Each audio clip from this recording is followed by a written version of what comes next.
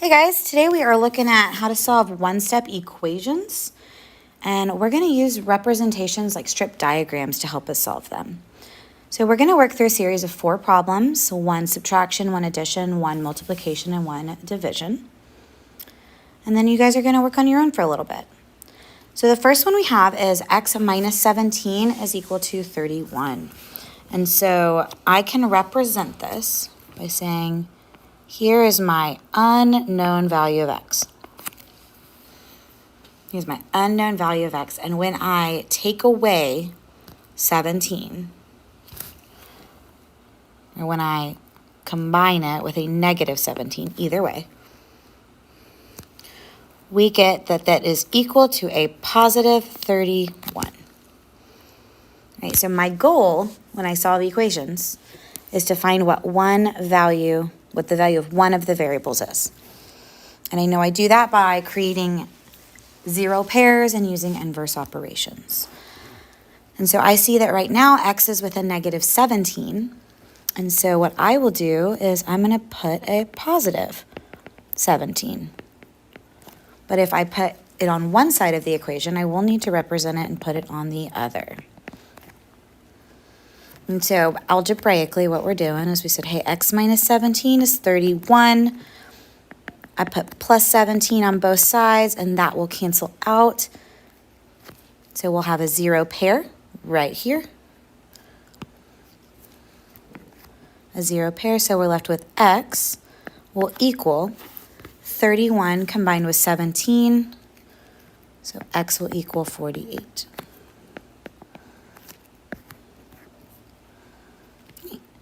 And we can use that same kind of thinking to represent the next one.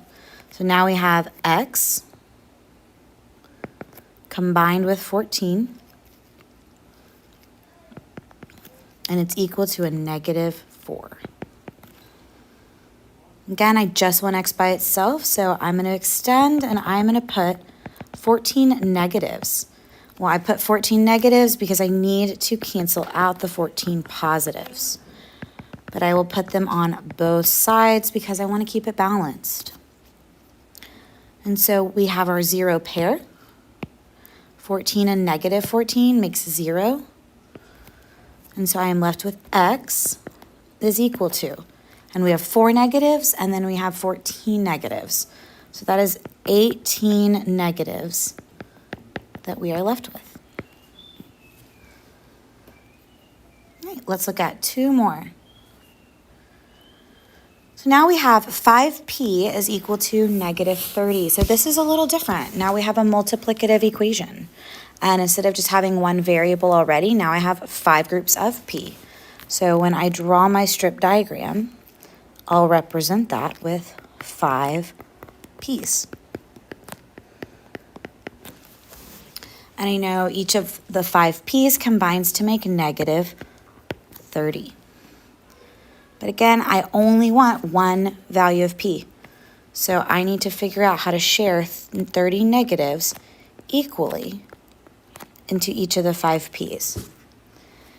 And what operation that is when we're sharing equally, we're dividing. So we're going to divide 5p equals negative 30 into 5 groups. And when we get that each group of p is equivalent to a negative 6. Because they need to equal the same thing. They are the same variable. Okay, and if we wanted to check, we could just take this value of negative 6 and say, hey, 5 times negative 6, does that equal negative 30? And it sure does, and we have verified our solution. And our last one that we're going to look at, this is our division representation. And we have an x, and it's being divided into 4 pieces. So here we have x, and it's divided into 4 pieces. And it says when x is divided into 4, each of them is negative 3. So that means that this is negative 3, this is negative 3, this is negative 3, and this is negative 3. So then to find my whole x, again, the inverse of division is multiplication. I just need 4 groups of -3. So when I multiply by 4, I get that x is equal to -12. And again, I could plug it in and check. -12 divided by 4 does give me that -3, and my solution is verified. All right, thanks, guys.